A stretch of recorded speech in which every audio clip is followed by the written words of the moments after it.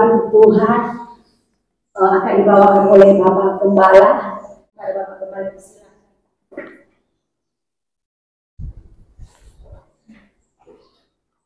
Haleluya. Puji Tuhan, saudara yang dikasih Tuhan. Mari kita buka Alkitab kita dalam Kisah Rasul 22, saudara. Kita akan belajar kebenaran firman Allah. Ada satu pernyataan Paulus yang bagus sekali kita pelajari, saudara. Dalam Kisah 22 ayat 6 sampai ayat yang ke-11, ya. Kita sama-sama baca. Mari hitungan ketiga. 1, 2, 3. Tetapi dalam perjalananku ke sana, ketika aku sudah dekat Damsyik, yaitu waktu tengah hari, tiba-tiba memancarlah cahaya yang menyilaukan dari langit mengelilingi aku. Maka rebalah aku ke tanah, dan aku mendengar suatu suara yang berkata kepadaku, Saulus, Saulus, mengapakah engkau menganiaya aku? Jawabku, siapakah engkau, Tuhan? Katanya, akulah Yesus orang Nazaret yang kau aniaya itu. Dan mereka yang menyertai aku memang melihat cahaya itu, tetapi suara dia yang berkata kepadaku tidak mereka dengar. Maka kataku, Tuhan, apakah yang harus kuperbuat? Kata Tuhan kepadaku, bangkitlah dan pergilah ke Damsyik. Di sana akan diberitahukan kepadamu segala sesuatu yang ditugaskan kepadamu. Dan karena aku tidak dapat melihat, oleh karena cahaya yang menyilaukan mata itu, maka kawan-kawan seperjalananku memegang tanganku dan menuntun aku ke Damsyik. Haleluya. Menarik sekali, saudara yang dikasih Tuhan, kalau bicara tentang Rasul Paulus. Dalam Alkitab ini ada 66 kitab, dan saudara harus tahu bahwa ada 14 kitab, ya. Saya katakan 14 karena yang ke-14 itu kitab Ibrani. Ada yang berkata itu bukan tulisan Paulus, ada yang berkata itu tulisan Paulus. Jadi saya ambil saja itu tulisan Paulus. 14 kitab dari 27 kitab di Perjanjian Baru ditulis oleh Paulus dengan hikmat Roh Kudus, ya. Nah, saudara yang dikasih Tuhan, dengan kuasa Roh Kudus memakai Paulus untuk menyatakan isi hati Allah. Nah, ini yang menarik, saudara, ya.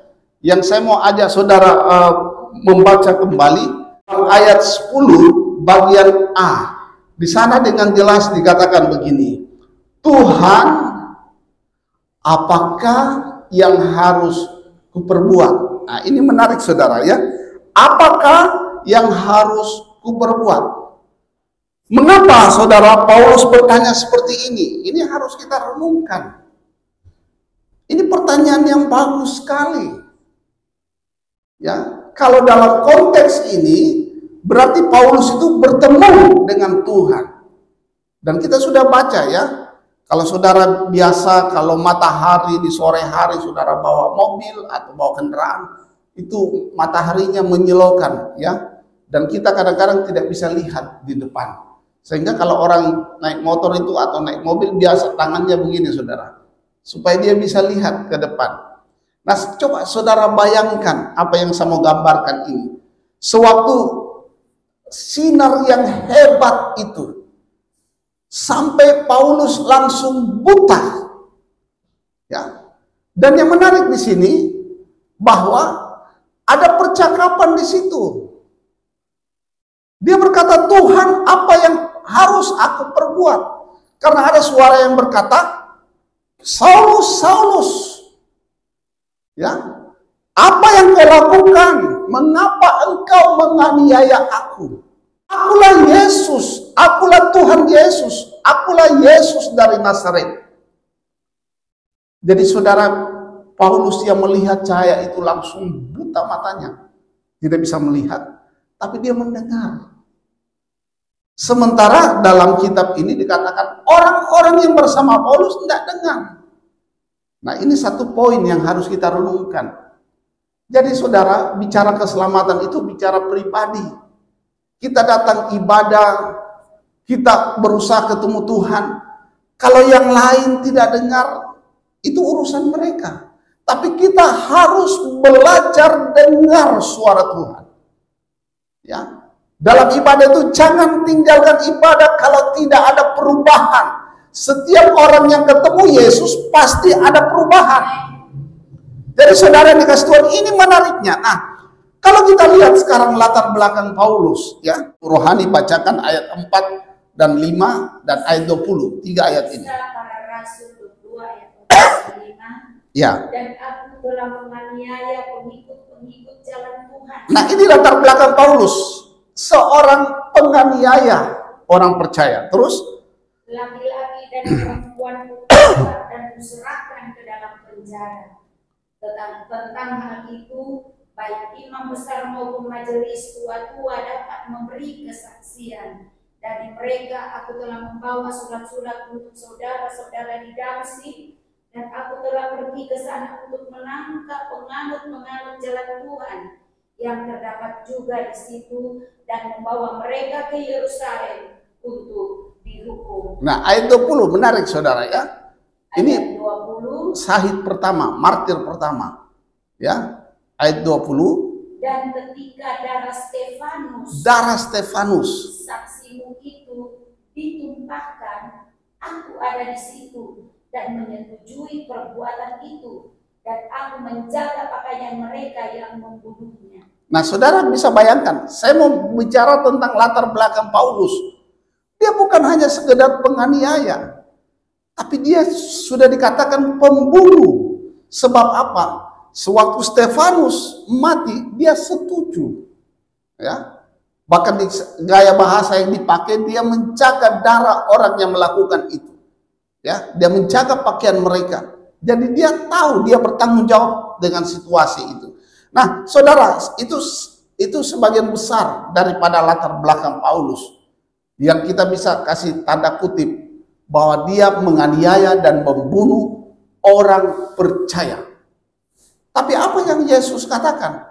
Paulus, akulah Yesus dari Nazaret yang kau aniaya itu. Apa yang saya ingin katakan sederhana. Waktu orang percaya itu dianiaya, saudara harus yakin dan percaya perkataan Yesus bahwa sampai akhir zaman aku menyertai engkau. Artinya ada Tuhan di situ.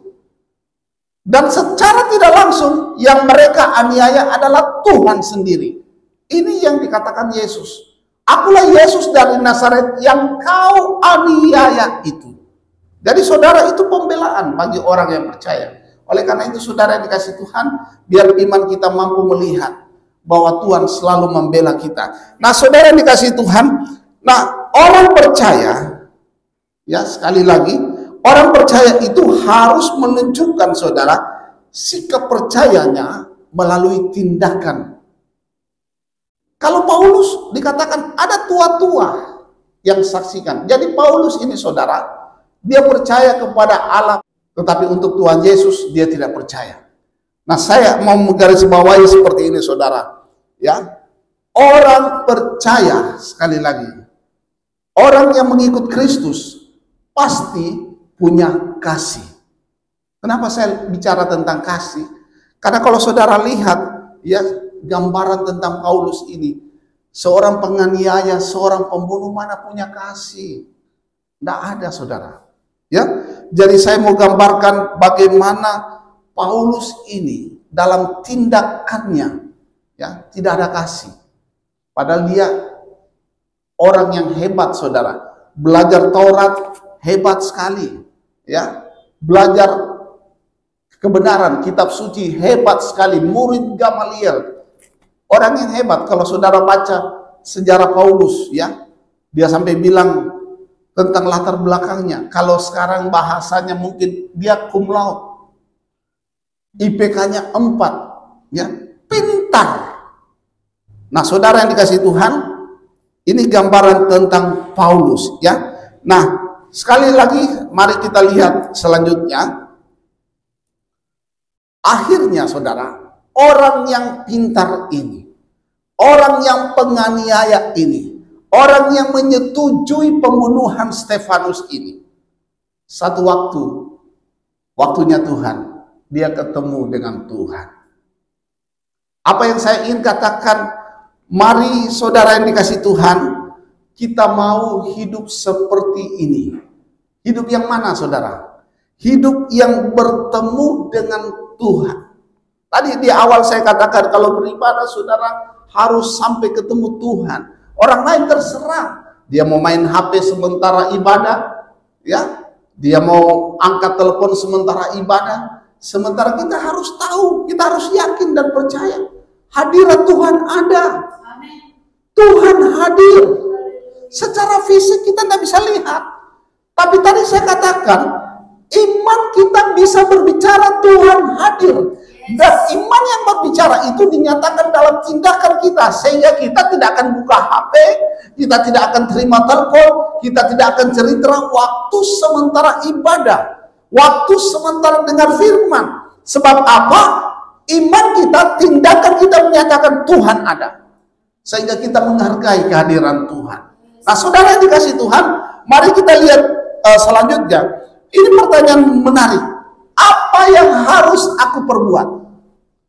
Saudara, kapan pertanyaan itu muncul? Ya. Nah, saudara dikasih Tuhan, kita sudah baca tadi. Pertanyaan itu keluar saat dia ketemu Yesus. Saat Paulus ketemu Yesus. Ada seorang yang buta di Alkitab. Ya. Dia berteriak, Yesus, Yesus, anak Daud, kasihani aku. Murid-murid berkata, diam. Orang banyak berkata, ribut ini kau, diam saja. Kau sudah buta, kau sudah tidak melihat, kau sudah tidak ada gunanya, diam saja. Tapi saudara, dia punya iman dan dia buktikan dalam tindakan. Dia tidak berhenti. Saya tidak tahu saudara berdoa bagaimana. Ini doanya sederhana. Tuhan, kasihani aku. Doanya pendek. Tuhan, anak Daud, kasihani aku. Berapa banyak kali saudara berdoa? Mungkin saudara berdoa panjang sekali, itu tidak masalah. Tapi mungkin saudara juga berdoa pendek sekali, itu tidak masalah. Yang masalah di mana? Kalau saudara berhenti sebelum Tuhan menjawabnya, itu masalahnya. Jadi saudara bisa bayangkan orang buta ini berteriak terus. Apa penghalang saudara? Orang banyak. Apa penghalang saudara? Masalah. Apa penghalang saudara? Kesulitan. Apa penghalang saudara? Malu untuk berterus terang bahwa saudara orang percaya di tengah orang tidak percaya. Orang buta ini berteriak. Dan akhirnya Yesus berkata apa? Mari, panggil dia. Dan waktu ketemu Yesus, pertanyaannya sederhana. Apa yang harus kuperbuat kepadamu? Dia berkata apa? Saya mau melihat. Kalau Paulus, dia memiliki pertanyaan, bukan Yesus yang bertanya, tapi dia yang bertanya, Tuhan, apa yang harus aku perbuat? Apa yang menjadi kesimpulan di sini, saudara? Kalau kita betul-betul ketemu Yesus, entah Yesus yang bertanya, apa yang harus kuperbuat bagimu? Apa yang harus kuperbuat bagi pekerjaanmu? Apa yang harus kuperbuat bagi kesehatanmu? Apa yang harus kuperbuat bagi anak-anakmu? Apa yang harus kuperbuat bagi masa depanmu? Dan seterusnya. Kalau Yesus yang bertanya itu, seperti orang buta itu, dia menjawab apa? Karena kebutuhannya, Tuhan, saya mau melihat. Pertanyaannya, apakah Yesus tidak tahu dia buta? Yesus tahu, tapi Yesus mau melihat tindakan iman kita. Pagi hari ini Yesus tahu kebutuhan saudara, tapi dia mau lihat tindakan iman kita.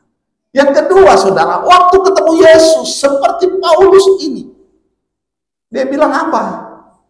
Wow, jadi selama ini yang saya aniaya bukan si A, bukan si B, orang-orang yang takut akan Tuhan, tapi yang saya aniaya adalah Yesus Kristus sendiri. Dan waktu itu dia kaget, saudara.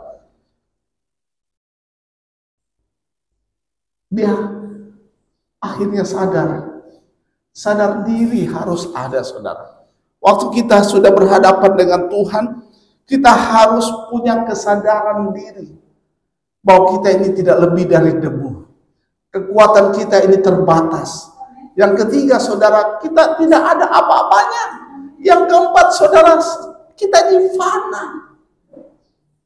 Dia sadar dan dia minta anugerah Tuhan. Dia sadar siapa yang dia hadapi.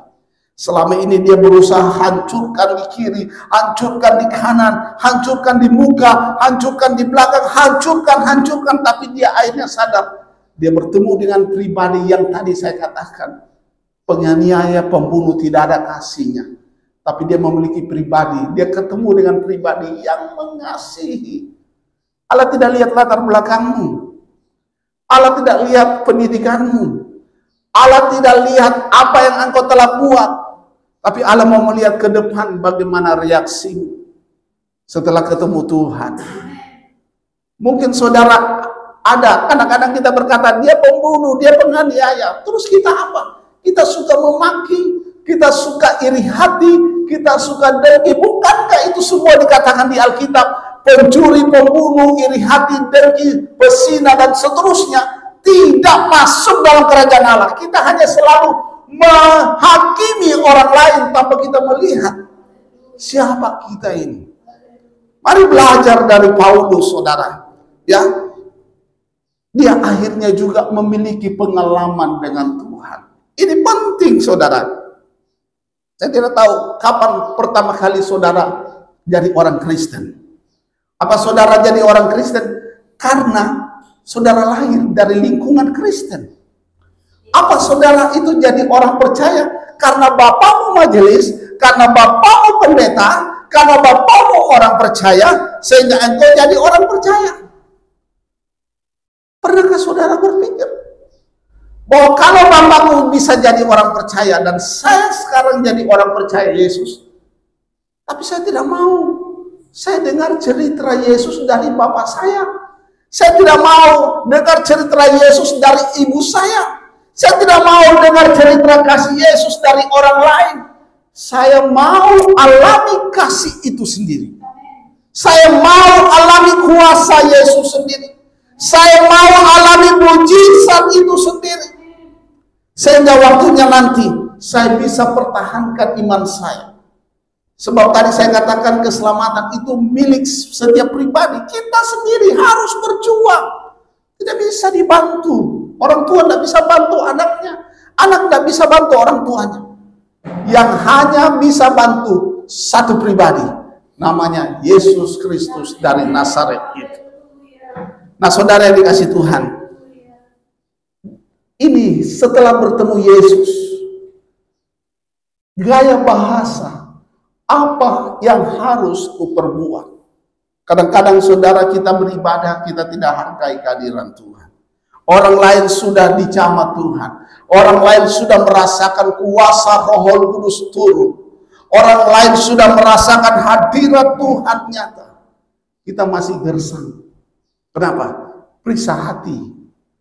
Ya. Kalau belajar dari Paulus ini menarik sekali. Perkataan apa yang harus aku perbuat itu adalah perkataan seorang yang rendah hati. Perkataan seorang yang hancur hatinya. Perkataan orang yang tidak keraskan hati. Yesus adalah firman yang hidup itu.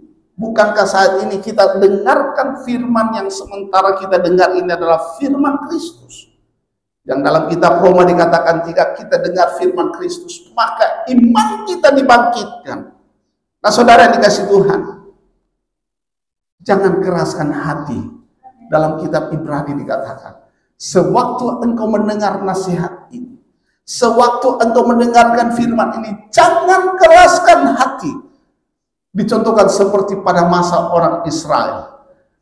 Mujizat yang mana orang Israel tidak pernah alami?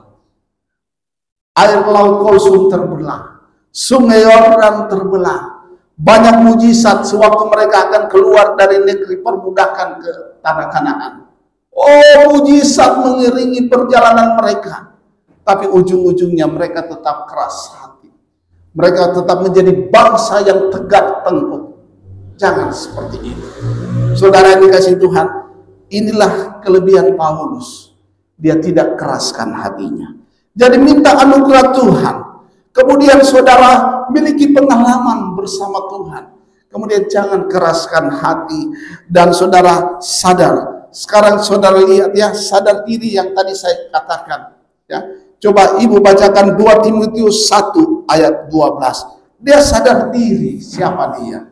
Dalam 2 Timotius 1 ayat 12, saudara pulang dengan iman dalam 2 Timotius 1 ayat 12 ini. Ini pernyataan Paulus. 2 Timotius 1 ayat 12. Itulah sebabnya aku menderita semuanya ini. Itulah sebabnya aku menderita semua ini. Jadi dia waktu jadi orang percaya, dia diutus kepada bangsa lain. Dia itu saudara ditangkap waktu dia mau dianiaya. Dia berkata apa? Hei, tidak tahukah engkau? Aku orang Rom. Kemudian penjaga, pemimpin yang mau menganiaya berkata apa? Saya bayar untuk jadi warga negara Roma. Paulus berkata, saya tidak bayar. Saya lahir dari rakyat Romawi. Jadi semua kaget, saudara. Kemudian dalam yang kita baca dalam Kisah 22 itu, saya gambarkan kepada saudara. Akhirnya dia dibawa ke imam-imam besar dan seterusnya. Dan dia mengalami berbagai penderitaan. Jangan pikir jadi orang percaya saudara lurus-lurus saja jalannya. Tidak saudara, akan banyak kesulitan. Tapi ini yang harus kita pegang, pernyataan Paulus. Silakan Ibu Rohani teruskan baca. Tetapi aku tidak malu. Aku tidak malu, walaupun menderita, walaupun dihujat, dimaki, dibenci, aku tidak malu. Terus? Karena aku tahu kepada siapa. Nah, ini saudara. Saya. Karena aku tahu. Saudara tahu siapa saudara percaya? Paulus menemukan, Paulus bertemu dengan Yesus orang Nazaret itu. Saudara bagaimana? Terus? Dan aku yakin bahwa dia berkuasa memeliharakan apa yang telah dipercayakannya kepadaku sehingga pada hari Tuhan. Hingga pada hari Tuhan. Nah saudara, apa yang Tuhan telah percayakan kepada saudara? Ya, waktu dia bertanya, apa yang harus aku perbuat? Saudara, dia akhirnya masuk dalam kota. Dia dituntun karena dia buta. Tetapi di kota itu dia bertemu dengan seorang bernama Ananias. Orang yang takut akan Tuhan. Orang yang saleh. Waktu Ananias bilang begini, "Hai Saulus, celiklah matamu." Saulus, terbukalah matamu. Dia langsung terbuka matanya. Dia langsung melihat. Dan singkat cerita, dia bergumul dalam doa dan puasa. Kemudian dia akhirnya kepada bangsa-bangsa untuk memberitakan nama Yesus yang dia pernah aniaya itu. Artinya saudara, kalau ketemu Tuhan, hal pertama yang harus kita lakukan, harus ada pertobatan. Ya, harus ada pertobatan. Dan bukti pertobatan adalah percaya kita kepada Yesus. Dan percaya kita bisa dilihat dari tindakan-tindakan kita. Banyak hal tentang Paulus. Ada satu saat dia dalam kapal. Orang melompat keluar karena badai dan seterusnya. Dia bilang apa? Dia berdiri saudara.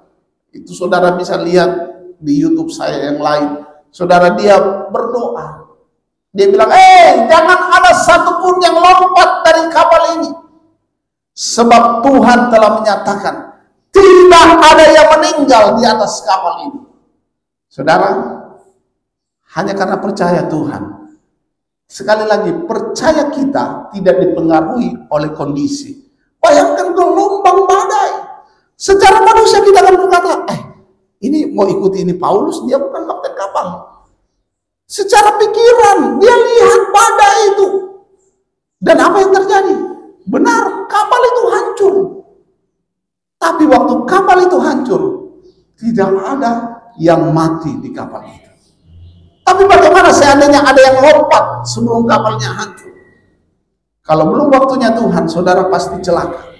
Tapi kalau dengar-dengaran saudara, ya, semua selamat. Semua selamat. Karena Allah tidak menginginkan ada yang binasa. Nah, saudara yang dikasih Tuhan, kalau ketemu Yesus harus ada pertobatan, harus ada percaya, dan harus ada tindakan iman. Ya.